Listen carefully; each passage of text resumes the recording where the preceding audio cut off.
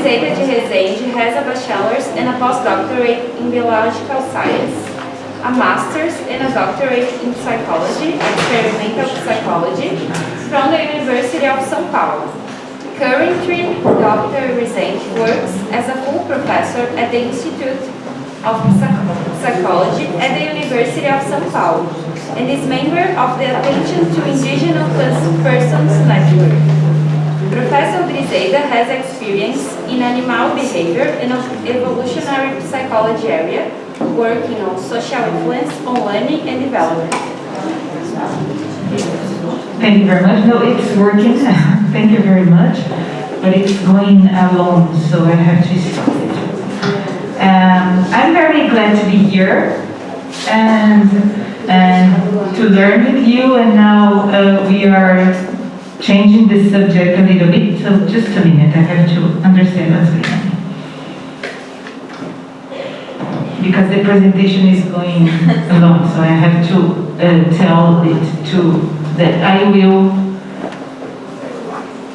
in command. Right. Okay, so I'm talking about capuchin monkeys, but I'm still talking about action development in a social context. So I will ask you to control my time, and you will see that some things that we are discussing here, they were already mentioned before today and this morning. So I don't know if you are familiar with capuchin monkeys, since we are in the physical education school. And most of what I'm talking about here is work in collaboration with these people here, especially Andres Balesteiro, my PhD student. This work was done in the context of the Ethos project. Let me see if I can use it. Oh yeah, you can see it. And this project is coordinated by Patricia Izar here, and we also have our collaborators, Elisabetta Visabergi and Dorothy Fragazzi. Before I start talking about monkeys, I always like to bring some thoughts from Professor Cesar Ares, which is an important ethologist, and I am an ethologist. I don't know if you if you heard about it, and because it sets the terms of what I'm going to talk from now on. So he said that memory is based on signs left in the environment and in the behaviors of others with whom we interact. They are written or spoken words, they are products of our acts and of the others' acts that we can re-encounter and that bring the testimony of earlier times. So we are using this idea of memory and the things that are left on the environment and social environments to understand something about the development of motor behavior. And we are using some concepts, for example, the developmental niche, which is defined as physical and social environment and social practice and beliefs, and also, and especially, the developmental niche construction, which refers to the environmental change that will influence learning and development, or refers to the environment in which the organism will develop, considering the psychobiological aspects. So this is the capuchin monkey. We are also talking about artifacts, and we are here using a broad definition of artifacts as an object that stays, something that will remains and be used in a certain way. So in this sense, non-human primates, they use objects as artifacts too. So, for example, Borgo and colleagues, they said that tools are physical artifacts whose attributed capacity is related to the purpose of physically acting on some other entity. And capuchin monkeys, they use tools. As you can see here, I don't know if people who are behind can see, this capuchin monkey is using a stone tool as a hammer to crack a big nut that is positioned on another stone which we call anvil. So from now on I'm talking about anvils and hammers, and they may be stones or wood in the environment. So capuchin monkeys are monkeys from America, especially tropical monkeys, and they are spread in Brazil. I didn't include it in the presentation because I forgot I wouldn't be talking to people who knows about monkeys. But we have capuchin monkeys in different parts of South America. And here there are some monkeys at Tietê Ecological Park. They are cracking nuts using stones. And there we can see other capuchin monkeys at Fazenda Boa Vista in the city of Gil Juarez in Piauí, northeast of Brazil.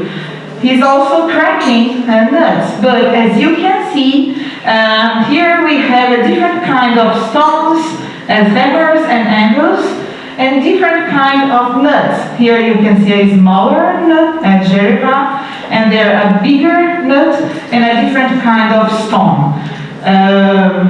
So all of these things, they are involved in how the capuchin monkeys will learn what to do to crack. They are involved in the action they will have to do to crack the nut and eat what is inside. So here's some, for you to have some ideas about their hands. This is the nut, a big nut, holding a big stone, and then the posture they have to use for cracking the nuts. But if the nut is smaller, the monkey can be in a different posture. For example, he can be seated and still crack, but it depends also on the size and on the mass of the monkey.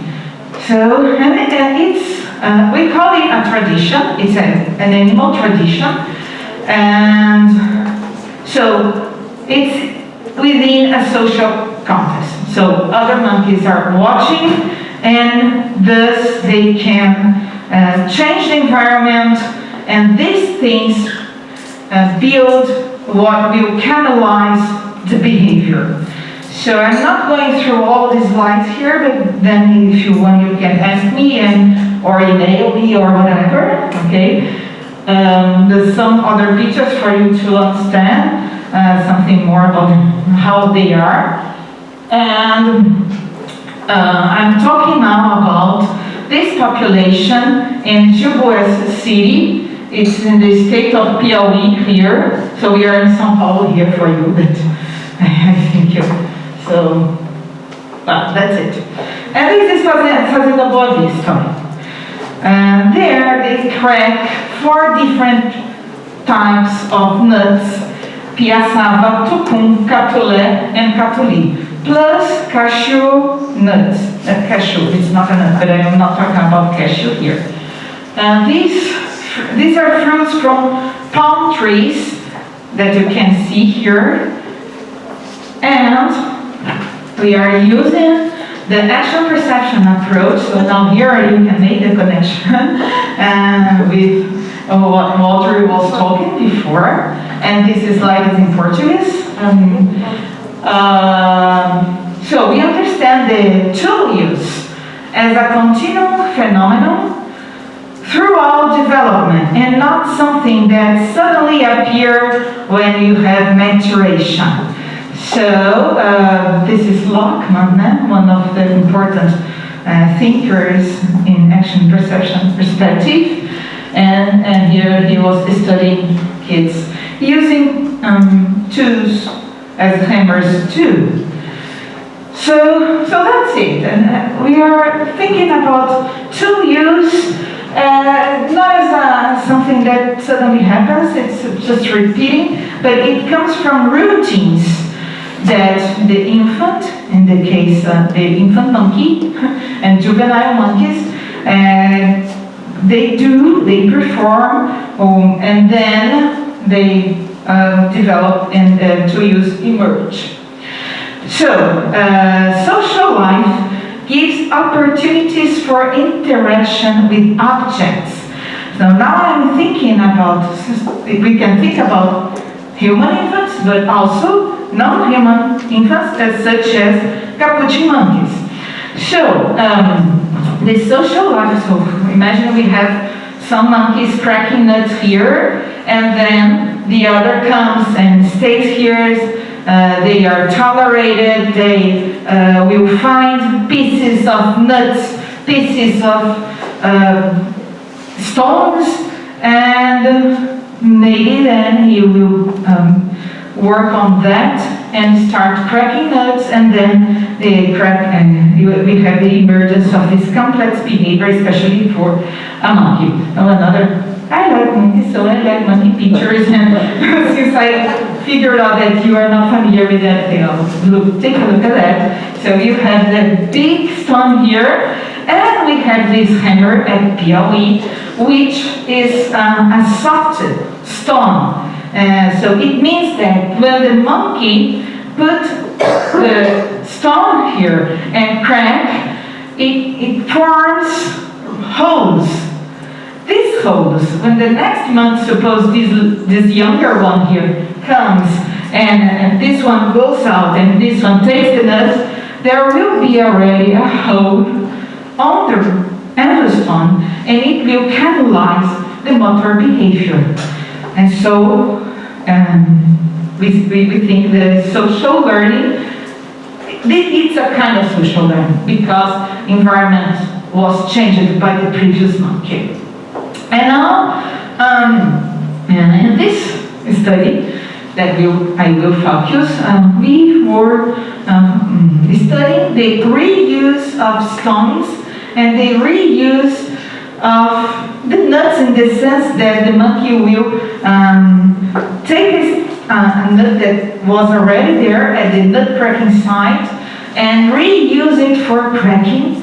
And also we are talking about scrounging behavior. It is eating the rests that were left for the previous monkey, the cracker.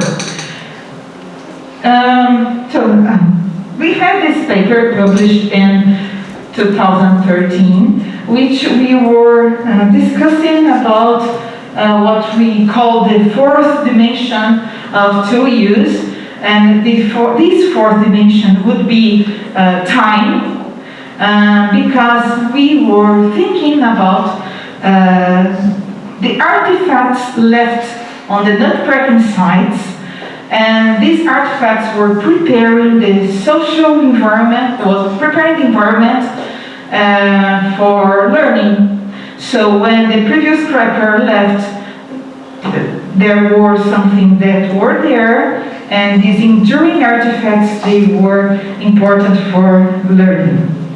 And so here you can see some nuts, here you can see some rest of, I forgot how to say in English, but cascas. Here you can see here, the shell, nut shells. And that's it. So, where nut cracking is a tradition, young monkeys are attracted to the signs and use their manipulative behavior to explore the objects they find there. That's it. And we also knew from previous studies that when the monkey they become proficient in nut cracking, the variability in their actions decreased. It means that when the monkey doesn't know how to crack nut, he does many different things, and sometimes he gets the right sequence of behavior and they succeed. But when the monkey developed this ability to crack nut, this variability decreases.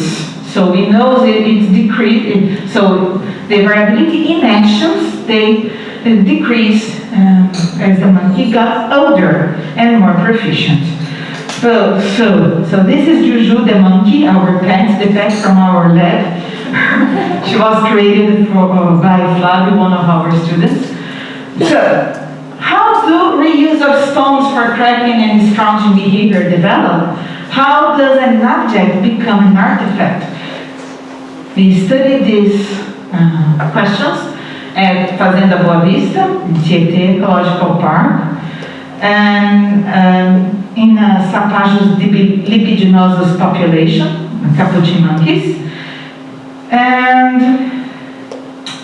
we wanted to investigate the reuse of artifacts and scrounging of nuts left by the individuals on nut cracking.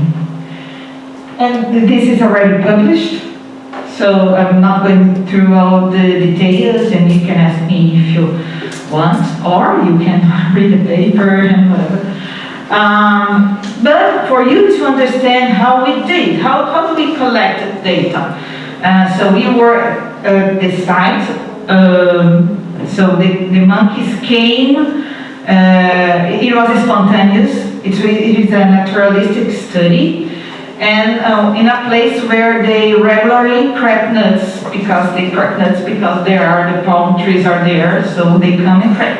We had 7 cameras to film 12 natural anvil sites. So you can see the cameras here, and the sites are here, and what we filmed.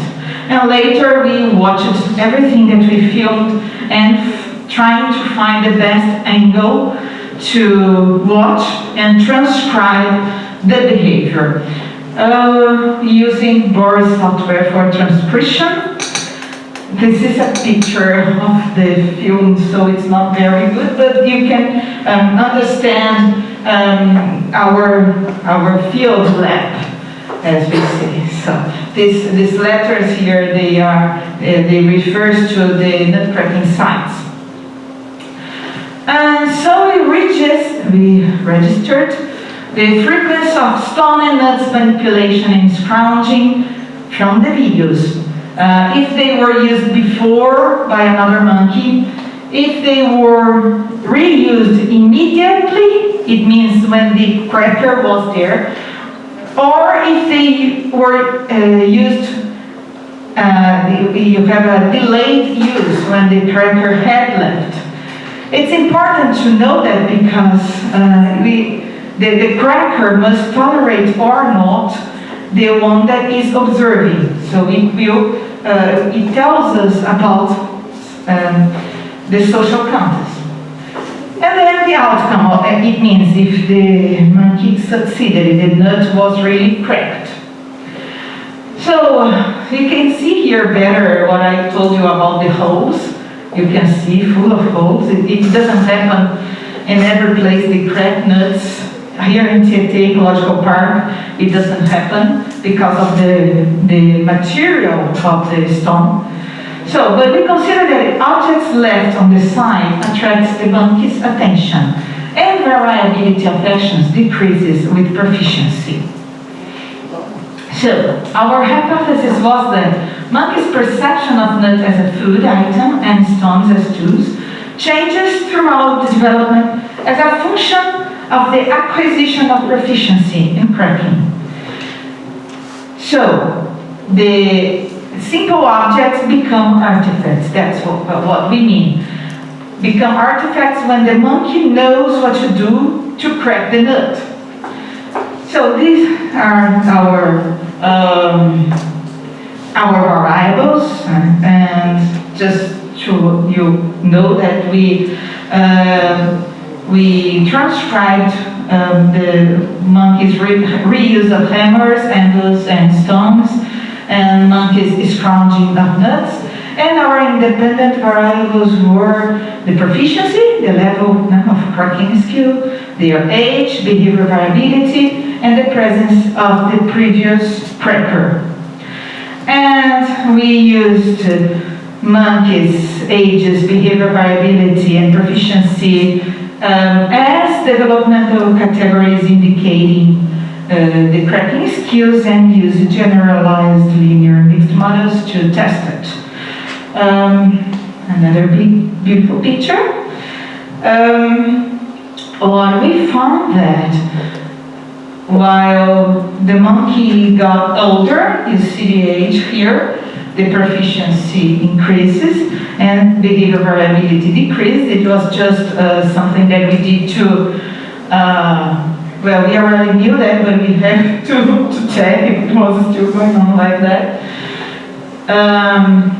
And we found that behavior variability was a better predictor of proficiency than age, meaning that what was important was if they knew what to do, their actions. They are not doing a lot of actions. They were focusing on what was necessary, on the sequence necessary for nut cracking. Because this behavior variability, we had an index that we calculated using the actions they were doing. So, and also we found that as behavior variability, that with age, the behavior variability decreased because they were learning, they were focusing on behavior. And as they were learning to crack, they were decreasing the scrounging behavior. It means that they were learning to crack nuts, so they were not eating the nuts already cracked by somebody else. So this was first important for approaching the sites and for realizing that in that place, with that actions, they will get food. But then, when they were getting proficient, they were decreasing this scrounging behavior, and also they delayed the scrounging. They were also, because when they didn't know how to crack, they sometimes waited for the cracker to leave the site for them to get the food that was already there. But when they learned how to crack, they were decreasing the scrounging behavior, and they were also decreasing the reuse of hammer and anvil, the immediate reuse of hammer and anvil. It means that when they don't know how to crack, they are together with the cracker, and as soon as the cracker leaves the hammer, they will take the hammer and use it. But as they learn how to do it alone, it decreases this immediate reuse. But the delayed reuse, it increases because now the stone has the value of an artifact. Okay? So that's what this is all about. And concluding, behavior variability was the best predictor for in using our data. Monkeys were increasingly likely to reuse tools as they increasingly focused on cracking behavior. And thus objects become artifacts, tools, as nut cracking behavior develops. And also, talking about human infants, and we think it's the same because simple aids are powerful supports for the development of technical traditions. We think that the capuchin monkeys may be a very good model for using and for understanding human behavior as well. The social context establishes the elements of the cognitive niche marked in the physical world. And the process of cognition results from the interaction dynamics involving nuts, stones, and each animal, taking into account its age, experience, so it has to do with also their size, their mass, and so on. And if you are interested in learning more about Capuchin monkeys and our